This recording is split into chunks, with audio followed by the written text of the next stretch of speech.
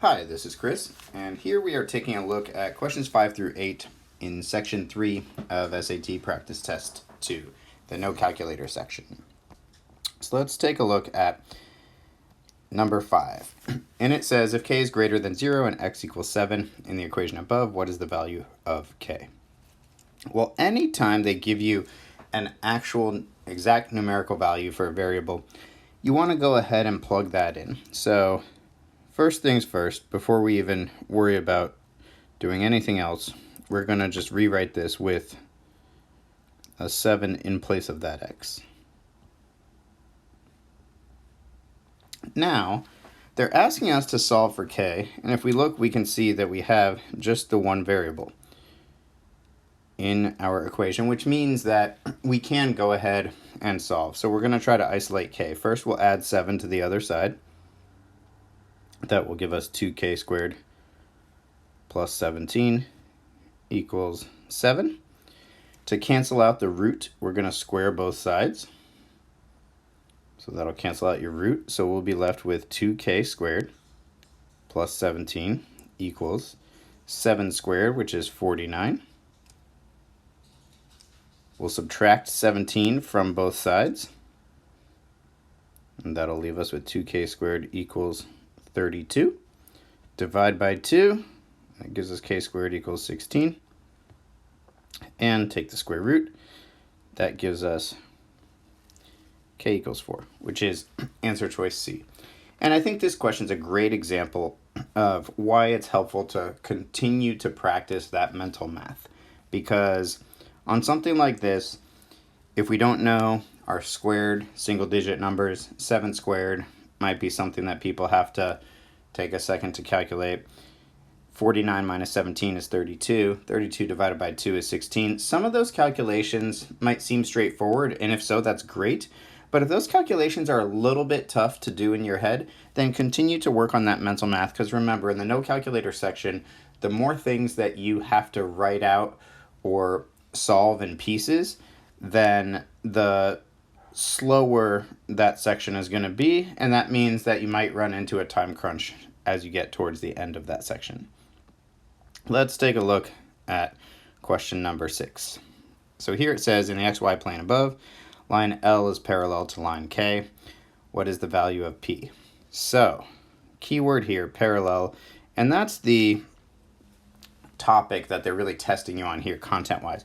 They want to know if you understand the relationship of parallel lines. And whenever you see parallel, I want us to equate this concept of parallel lines in a coordinate plane to the idea of same slope. So when you see parallel, you want to think same slope. These lines are going to have the same slope. And in order to calculate slope, we need two coordinates. So we have two coordinates here. Actually, let me change colors on that. But we have two coordinates here in line L. We have -5, 0, and 0, 2. That's enough for us to calculate slope. So the slope of line L using those two coordinates is going to be the difference in your y coordinates over the difference in your x coordinates, or y2 minus y1 over x2 minus x1. So here, that would be 2 minus 0 over 0 minus a -5. And when we simplify, that will give us 2 over a +5. So 2/5 is our slope. Now, if the lines are parallel, as we said, that's really the concept that they're testing, is to make sure we understand parallel lines have the same slope, which means that the slope between these 2 points will also be 2/5. So here, we can set up that equation. Our slope is 2/5, and our slope is equal to y2, which is 0 minus y1, which is -4, so 0 minus a -4, over x2, which is p, minus x1, which is 0. And then we can rearrange and solve. So here we have 2 over 5 equals 0 minus a negative 4 is like saying 0 plus 4, which is just 4 over p. And anytime you have two fractions set equal to each other, you can cross multiply. So when we cross multiply, that would give us 2p equals 20, divide by 2, and we get p equals 10, which is answer choice D for number 6. So the takeaway there is just to make sure conceptually that we understand parallel lines have the same slope. And then if we know how to solve for slope using two coordinates, we are basically going to use this equation twice, once with these known values here, and then a second time to solve for this unknown value in P. Let's move ahead to question number 7. And this one is probably tough at first glance just because it looks, for lack of a better word, it looks yucky. It looks a little bit complicated. When we glance at this, we say, oh yikes, this is going to be tough. But there are relatively basic exponent rules being tested here. So as intimidating as it looks, the actual math is not terrible. So let's keep in mind where we are in the section. If we're on question 7 out of 15, it's around the middle of the section, so it should be a medium level difficulty question. Even if at first glance it looks like it's going to be hard, we want to keep that in mind to at least give us a little bit of hope when we look at something like this. So they give us this complex expression, and they tell us x is greater than 1 and a plus b equals 2. What's the value of a minus b? So first, let's implement some exponent rules. What do you do exponentially when you're dividing by the same base? So hopefully that's something we've had exposure to. And when you divide by the same base, you're going to subtract your exponents. So this can be rewritten as x to the a squared minus b squared. So we're just, and I'll highlight it so we see, but we're just subtracting those exponents, a squared minus b squared. That's what we do when dividing by the same base, and that's going to equal x to the 16th.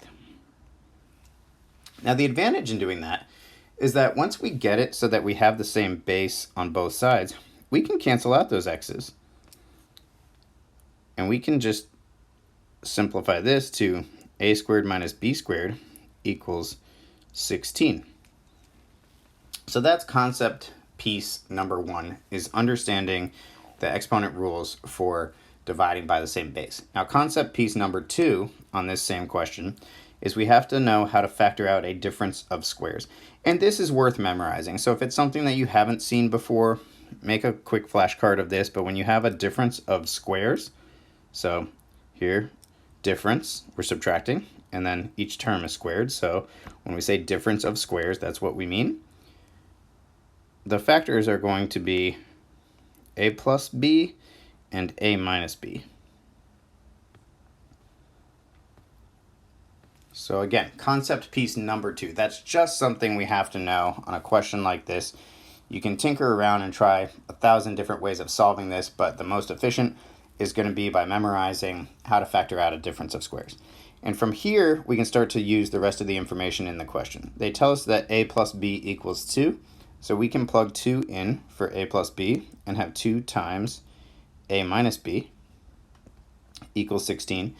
And a lot of people instinctively here want to distribute the 2 to each term, which mathematically is fine, but keep in mind that sometimes the question that's being asked will help limit the amount of math that you have to do. And here they want to know the value of a minus b. So I don't have to solve for a individually or b individually. If I can somehow get a minus b by itself, then I'm done. So on this question, I have 2 times a minus b equals 16. I can divide both sides by 2 to cancel that out, and I'm left with a minus b equals 8, which is our correct answer on number 7. So a tough question in terms of the fact that we have to know a couple of conceptual pieces, but not a terrible question in terms of the actual math involved. We're not having to do complex numerical calculations. And in a no calculator section, if you can answer a question correctly because you've memorized the necessary pieces, instead of having to do complex arithmetic calculations, then that's always going to be a win, because memorization we can do before the test, and that's going to save us time on the test. Let's take a look at the last question on this page, number 8. They give us this equation that says n times a equals 360. And the problem says the measure a in degrees of an exterior angle of a regular polygon is related to the number of sides n of the polygon by the formula above. If the measure of an exterior angle of a regular polygon is greater than 50, what is the greatest number of sides it can have? So there's a couple ways we can approach this. You could plug in 50 exactly, and then if that's your value of degrees for the angle, you could see what that would give you for n. But I'm sure a lot of us can tell that if you plug in a 50, you're going to get a decimal, and then figuring it out from there is going to be a little bit dicey. So let's see what that would look like if we did that. You would have 50 times n equals 360. And if you divide by 50, first of all, it's not going to go in evenly. And it might take us a while because, again, this is no calculator. But when you do the math on that, you're going to come up with 7.2. And then from there, you might say, okay, well, I know maybe that my answer is C or D, but I'm not sure which one. Is it 7? Is it 8? Am I rounding up? Am I rounding down? What's going on in this question? A more straightforward way to do this question when you have the greatest number of sides being asked for is to start with the largest answer choice and see if it works. If it works, you're done. If not, you move to the second largest answer choice, and so forth. So you can also approach this question by plugging in an 8 for n and checking to see whether or not you end up with a value greater than 50 for your angle. And so here we could do 8a equals 360, and you could divide by 8.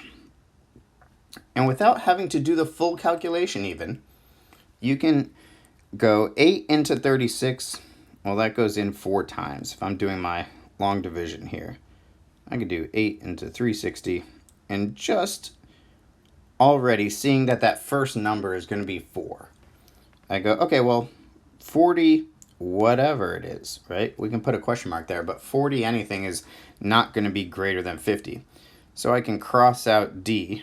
And then just to prove that C is going to work, let's try 7a equals 360. And when I do that math, if I'm doing 7 into 360 again, think of it long division wise. 7 into 36, that's 5 times. And there's going to be something else, right? Call it 5 and change, which means that we would be left with 50 something as our answer. And we don't really even care what that something is. We already know that this is greater than 50 and C is our answer without having to do all of the exact math. So keep in mind in the non-calculator section, you want to limit the amount of exact calculation that you have to do.